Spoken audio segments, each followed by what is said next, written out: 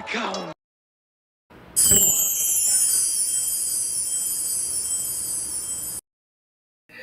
Welcome to the Omniverse of Nick and part 4 to What If Mercenary Tao Turned Good. Before we get started, be sure to check out the Omniverse's homepage, where our channel mascot Omni will direct you to the Discord, both Google Docs, and everything else the Omniverse has to offer, along with smashing the like button, subscribing to the Omniverse of Nick, sharing the Omniverse around and turning on all Omniversal notifications, and commenting future requests and expectations in the comment section.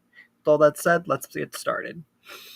So last time we left off, the second to last match of the 22nd tournament took place, and Tien, Chaozu, and Shen were taken out of the series indefinitely, so to speak, and we won't be seeing them for quite a long time. Goku and Tao are fighting once again. Now, they have trained a lot together, obviously, since Goku got Tao to turn good, but they have not fought seriously since that last battle. So this is a true battle for them. Tao goes in for a punch, but Goku dodges. And Tao jumps back, and Goku goes in for the attack and lands multitudes of punches. Goes for a kick, but Tao dodges, and he gets a knee straight up at Tao, but Tao punches right at it. And so far, this is a very even battle.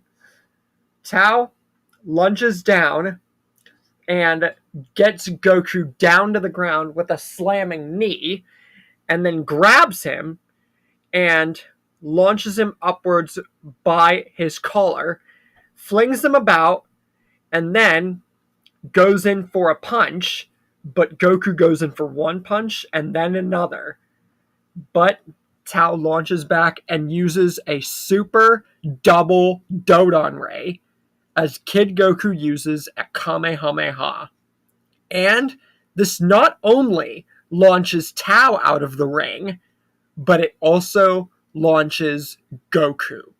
So the match is ruled a draw.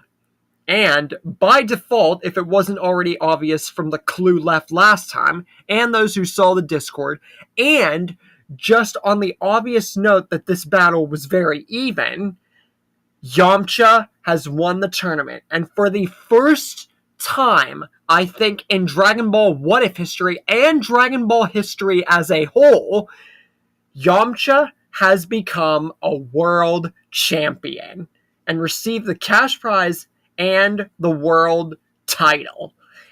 And this not only means that Yamcha not getting his leg broke means his confidence is up, and the fact that he won a freaking world tournament, this actually inspires him and gets him so happy that he is going to be much different than any other Yamcha put together. And I mean that with not only 100% honesty, but beyond 110%.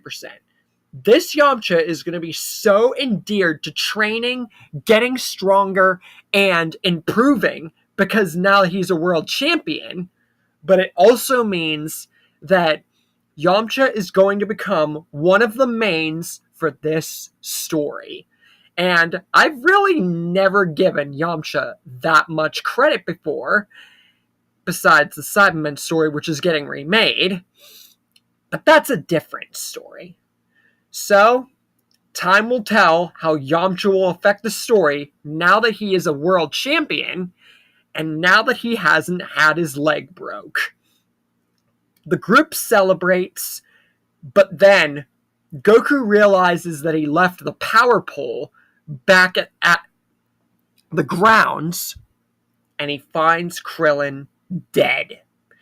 And Goku is infuriated and instantly gets on the Nimbus to go after the guy who did it, but Tao knows that Goku is nowhere near 100% and that he's hungry. Tao knows this. So, Tao says he is going to do this personally. Think of it as his first true assassin deal for him. Yes, he has fought people like Bandages and Devilman and other people for Goku, but consider this his first true assassin for hire deal for showing Goku he's a true assassin for good and is keeping through his title name. Goku just stares at him for a second, still infuriated that his best friend is lying dead on the ground, but he trusts Tao to get the job done. And he tells Tao seriously, I seriously hope you know what you're getting into. None of us do. Make sure the guy who did this suffers and bring him down. And Tao says, you don't gotta worry about a thing, Goku.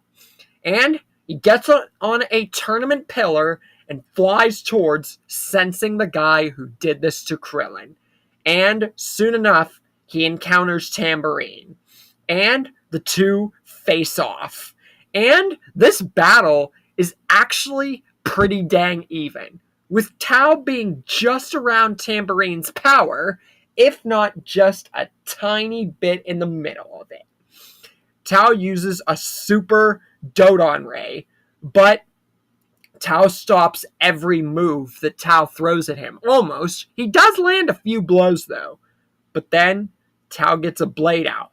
And whenever Tambourine's guard is down, he slices all around and completely chops Tambourine's wings off, because he knows this as his main use of mobility. And yes, Tao might have been able, with Goku, with both of them, to learn how to fly, because Tao's always used pillars to fly. He's never been shown to fly. Neither has Goku until the 23rd tournament. So, this means that Tao seeing this, it means that him slicing Tambourine's wings off helps him immensely. And Tambourine, seeing that he has no way of flight, is actually horrified. And Tao says, you shouldn't have used your wings so freely. You just gave me a free target.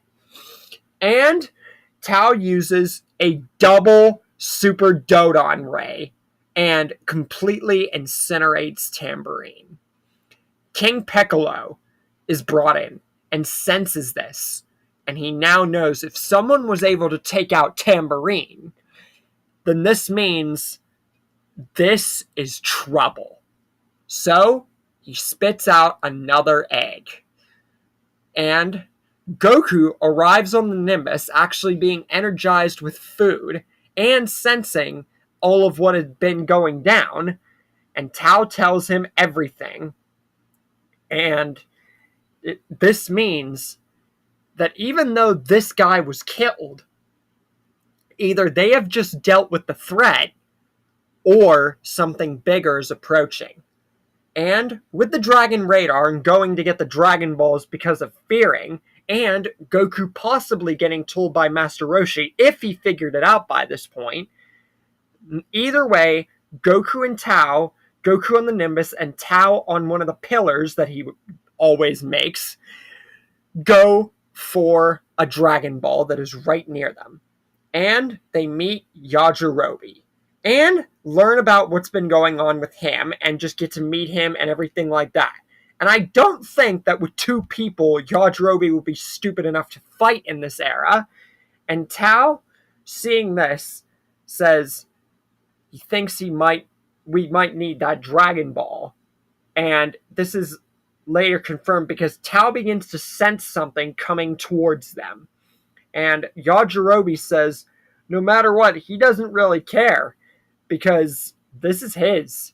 And then he is proven wrong at the fact that nobody is coming, or the fact that they don't need the Dragon Ball, whenever Symbol appears out of nowhere and prepares to attack our group. But because of everything going different with Symbol and everybody in this timeline, Yajirobe just takes advantage and he slices Symbol in two and cooks him and eats him. Tao says now he thinks that Yajirobe should hand over the ball. and Yajirobe would oblige because he got a meal out of it. So, yeah, King Piccolo, now with both of his children dead, know that this is a threat to be taken most seriously.